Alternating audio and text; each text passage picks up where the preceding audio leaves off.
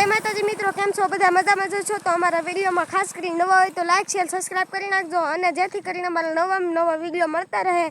તો મિત્રો આજે અમારે હવની ઘેરે જવાનું છે, એટલા માટે અહીંયા બોલેરો મગાવ્યો છે, પણ બોલેરોવાળાને ખબર નથી કે ક્યાં આવવાનું છે. એટલા માટે અમારા પપ્પાએ કીધું છે કે તમે અહીંયા તેણે ઊભા રહો. જો અમારા બે મામાના છોકરા છે ને, એને હું હોથવારો આરે લેતો. મેં કીધું હાલો આપણે બોલેરો તો આના હગાવાળા જ છે. મેં કીધું તમે એને ઓળખી લેહો, એટલે તમે એને કહી દેજો કે અમે અહીંયા આપણે જવાનું છે ઉતારો ભરવો. તો તમને આગળથી 11 ડુંગર દેખાતો જ હશે ના, ભોળાનાથનું મંદિર છે, ડુંગર ગામમાં છે. જો તમે કોઈ ડુંગર ગામમાં જઈ આવેલા હોય તો આપણે શોર્ટ વિડીયોમાં કોમેન્ટ કરજો. અમારે લોંગ વિડીયોમાં આપણે કોમેન્ટ ચાલુ નથી, કેમ કે મારી ઉંમર હજી નાની છે, એટલા માટે આપણે પ્રતિબિંબ લાગેલો છે કે આપણે નાના છોકરાને એ માટે કોમેન્ટ ચાલુ નથી. તો પ્લીઝ શોર્ટ વિડીયોમાં કોમેન્ટ કરી દેજો, અને જો લાઈક કરી દેજો, શેર કરી દેજો અને સબસ્ક્રાઈબ કરી દેજો. તો આ ભાઈ પણ લાઈક શેર સબસ્ક્રાઈબ કરવાનું કહે છે.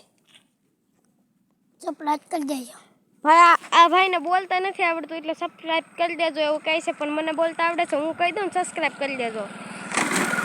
તો મિત્રો તમને આ ગાડી દેખાતી જશે જો જાય.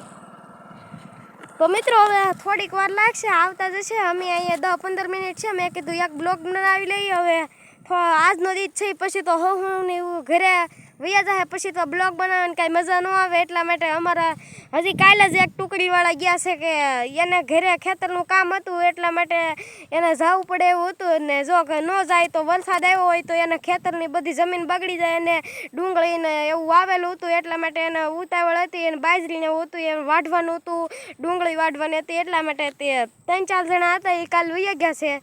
એ મારા ભાઈબંધ હતા. એનું નામ છે, એકનું નામ સુનિલ, એકનું નામ છે શૈલેષ. એની પહેલાં એક ગયો છે પારસ.